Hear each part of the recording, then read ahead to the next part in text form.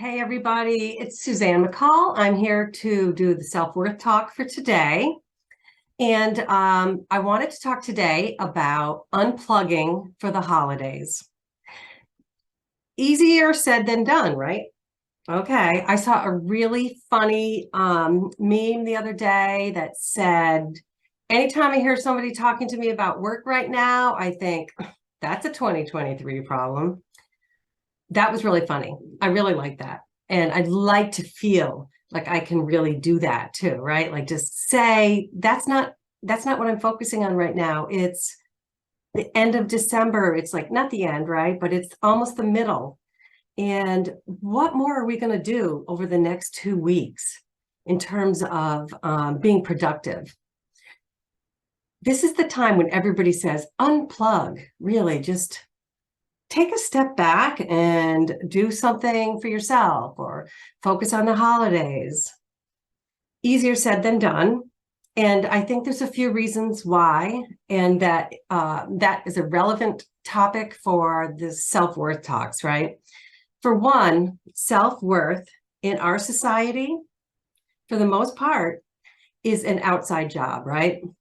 We get our self-worth based on the recognition that we get for a lot of it is for what we do for work and the money we make, the ideas we bring, the value we provide to our team and to our clients. So unplugging is really kind of scary, and it's about unplugging from getting your self-worth in that way. When you think about it like that, it makes it sound, and this is probably true, like we're all codependent when it comes to work. Like if we get a lot of positive feedback from work, we feel good about ourselves. If the work is not giving us any kind of feedback like that, we're really confused and we don't feel comfortable with who we are. That's something that I think we all really need to work on. So maybe in 2023, it's an idea to embrace. The other reason is that work can be a really good distraction, right? So if you have things going on in your personal life that don't necessarily feel under control and managed, we can often just distract ourselves with focusing on work, working too long, thoughts that are thinking about work rather than our personal life. Sometimes we feel like we can manage the stuff at work better than the stuff in our personal life. So keep that in mind. And I think that if we have stuff going on in our personal life that's affecting us, it's going to affect us at work also. So it's not necessarily a good idea to avoid it.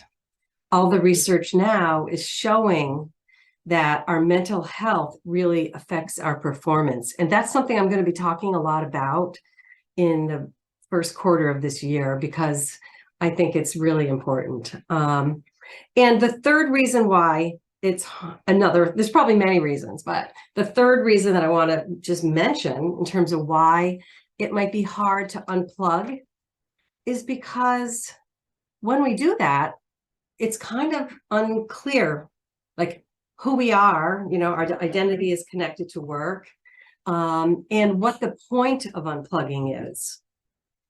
People don't realize that you can be doing something really important that is not related to work. And that's just a whole new way of looking at things. And then you think, well, if I unplug from work, well, then I'm just going to have to plug into all this crazy holiday stuff and everything going on with the family and the friends and the commitments. So it's not really clear that unplugging from work is going to be a great thing, right? That's where we have to work on our boundaries and our intention for the holiday season. And that's something I've been talking about if you listen to my past self-worth talks. That's really important to have those boundaries. So what's the solution? Okay, one of the long-term solutions, I think, is to make sure you have a work-life balance. And even if it's not a comfortable thing to do, it's important to get it started and not to wait until like the holiday season or, your 1 or 2 weeks a year that you don't work, because those things, we can avoid those times, like I said, if we don't really have a sense of what we're missing. What is it that we could be doing more of? I think we should be trying to plug that in. So time block, even over the next couple weeks, time block the time that you want to unplug from work, and even kind of think about what you want to do during that time, so that it doesn't feel like this big abyss if you're used to working all the time.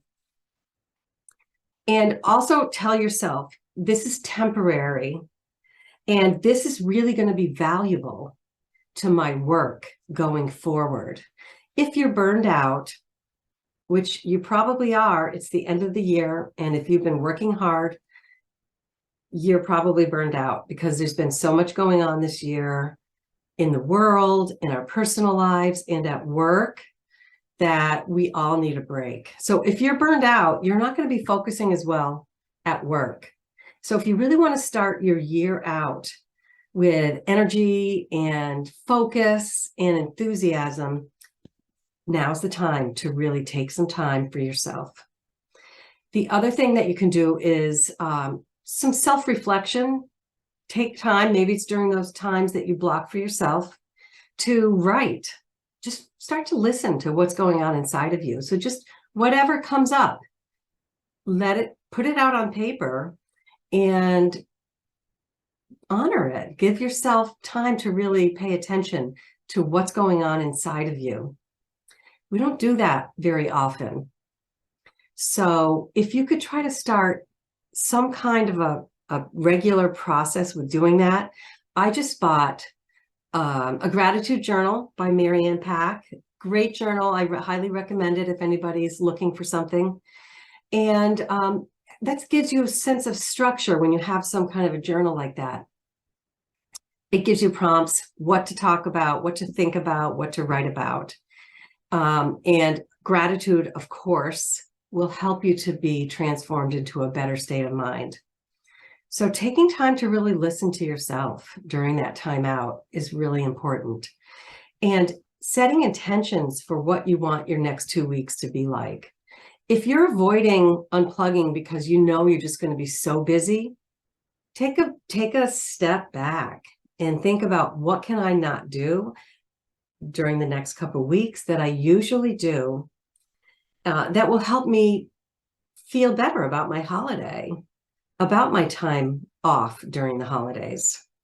So you might want to say no to certain invitations, say gracefully, let people know you can't make it. You might need to make sure you take time to exercise, because that's going to help you feel better during your holidays. Think about January 2nd or January 1st. When you look back over the holiday season, how do you want to feel about that holiday? And if you want to feel really good about it, what do you need to do over the next couple of weeks? Maybe you're not going to spend as much money.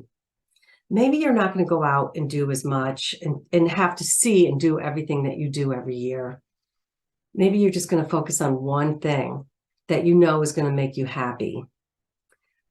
Maybe you're going to talk to your adult children and say, let's do an experience with each other rather than spending a lot of money on presents. That's what I know. I'm doing that with my kids. And it's really exciting to have that, something to look forward to. But also, it's also not as hectic for me. It doesn't feel like it's a big obligation that I have to be preparing to buy presents that, maybe they'll appreciate them, maybe they won't. But, at that point, there's more to the spirit of a holiday than just presents when the kids get older, especially. And when they're younger, you can start to give them that message and consider that as one of a value for yourself that you want your family to have too. So even if your kids are younger, even if you're buying them presents, think about the idea of, what are the experiences that you're going to create with them that they will always remember. They may not always remember the presents, but they probably will remember the shared time that you have with them. And I think that's all the tips that I have for today. And remember that you are worthy, whether you're accomplishing things at work or not. So allow yourself to take a couple weeks even for the rest of the week, the rest of the month, and just tap into the other part of you that is always going to be there, that's always worthy, whether you're working or not. Okay? Have a really wonderful next couple weeks, and I will see you in the new year with hopefully lots of new energy and focus and rejuvenation. So have a great next couple weeks, everybody.